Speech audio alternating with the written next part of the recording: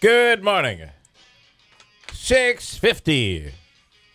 And we head into March. This weekend, I got to tell you, is, of course, the Heart Run and Walk. And the Heart Radiothon is Friday morning. And here's Jeff Banansky to review the historical aspects of the Heart Radiothon once again this Friday on WIBX and Saturday. This is our 45th year. Our 45th Heart Radiothon is this Friday and Saturday, and I'll just say that we're remembering and honoring Lou Burrell as part of this year's celebration. He was part of the Heart Radiothon for so many years, and of course, Lou passed in this past calendar year, so we just want to remember him at this weekend's event. But of course, it's Friday and Saturday. We'll be there early at 6 o'clock on Friday morning. We'll go 6 to 6 Friday. Back at it at 5 on Saturday, going 5 to 1, and of course we'll carry I'm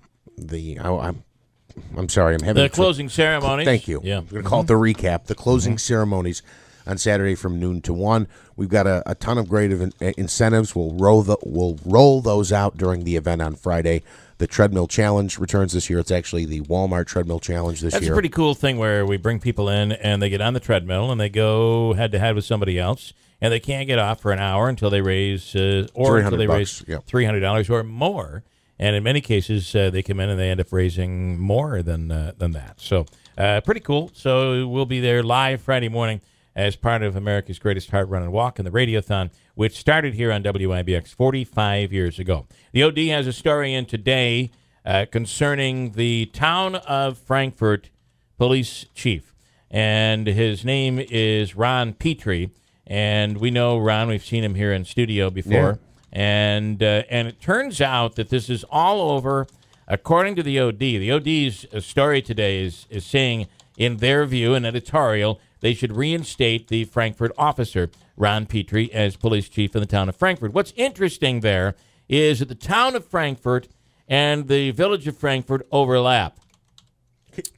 Can you explain? I have questions. I'm not. You can ask all your questions. I drive through there every day. Go ahead. I'm leaving the room. I'm just.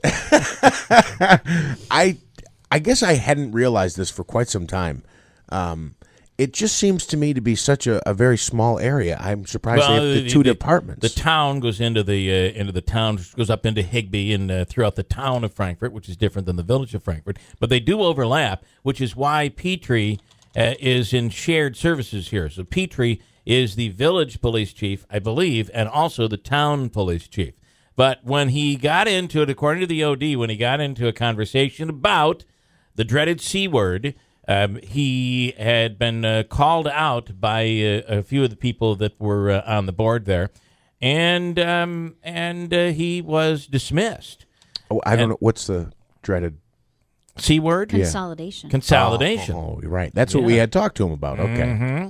And basically, the people there, Joseph Kinney is the town supervisor. And according to the story in the OD, Andrew, see if we can get Joe Kinney to come on if he'd come on and talk. And the same thing for Ron Petrie. I'd love to see both of these guys. Who knows? Maybe there could be some resolution on the radio. We've made peace before.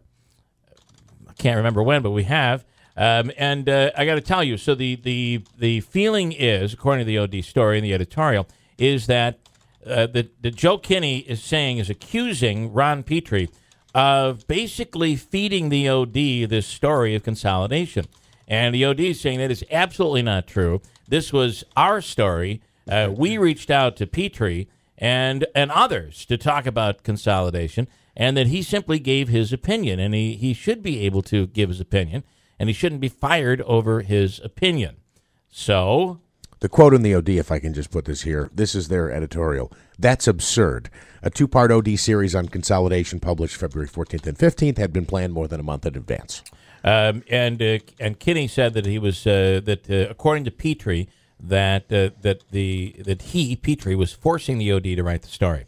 So all I can tell you is about Ron Petrie. I think he's a good guy. I think he's an honest guy, and is that something that's easily done? Forcing the OD to publish a story?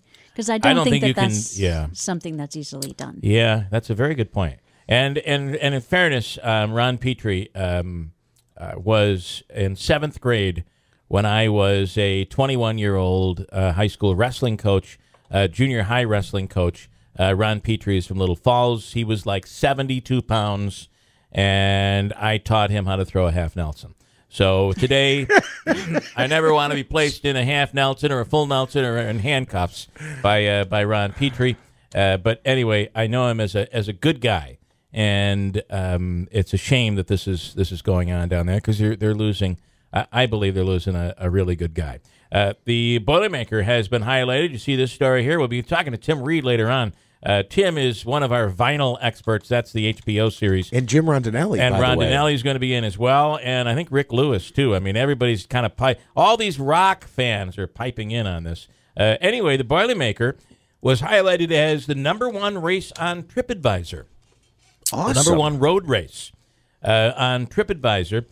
Road race, the #1 road race in New York State for Holiday Lettings, which is a TripAdvisor company. On their website, Holiday Lettings listed the Boilermaker as a 50 U.S. road races to attempt in your lifetime. That's a pretty cool. There's a pretty cool honor, wouldn't you say? And what else did I want to get into? Here, here's the other one that the story in New York Mills, where the school district has been placed as an underachieving focus district. And you know that this has a lot to do with the fact that they were high when it came to opt-out numbers. And the district is saying we really need to reconsider because these can be really tough situations. Here's what the state can do. The state can come in and take over your school district. And it has been done before. The state can come in and fire the administrators and the principals. They can come in and put the school district into receivership. And it's all over this issue of opting out on the testing. So the fear that I would tell you is that I'm kind of seeing is something really big happened in the last year when it comes to this opt-out movement. Now, I know there are people that are big in the opt-out movement, and they will continue to be big, and I publicly have always said that, my daughter takes the tests. We're not against them, and it is a fact of life. Just my opinion, our opinion. But I got to tell you that what you've lost in this opt-out battle, parents, is you've lost the teachers' union. It's a big, big deal, and no one's really paying attention to it. And we talked about this last year, saying, you know what, this is really all about test scores.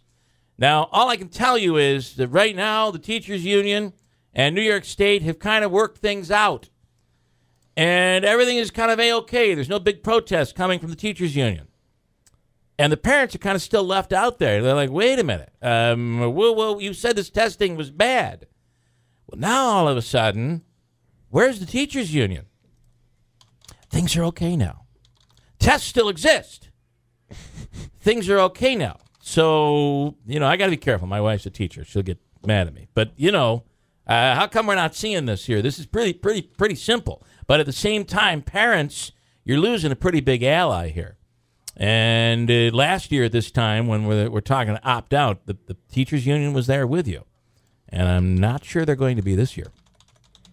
It's interesting. Pretty substantial note right there, my opinion. Hey, we have some snow coming. Today's going to be a nice day, though. Going up to 40 degrees with plenty of sunshine. Pretty decent day on the way. But then some snow and mixed precipitation over the next 24 hours as we get into tomorrow. Hold tight. Here's Christine with an update right now at WIBX. Good morning. Good morning. School canceled today in Ohio's Madison local schools to allow the community to recover from yesterday's mass shooting. A woman accused of drunk driving following a crash in Oneida County, and Utica police still asking for your help in that shooting in Oneida Square. Tough fight last night for Syracuse. They were in it down to the wire, but came up short against 8th-ranked North Carolina. Hey, coming up next hour, we're going to give you a chance to win in our free money question of the day. $100 in cash. $100 from the Hobico Law Firm. Your chance to win is coming up. And I have a pretty good question for you. And also, we'll start off the hour with County Executive Tony Pacini, who was called a thug yesterday. And I kind of wonder if there was a little slur against the Italians. We'll talk about it coming up here.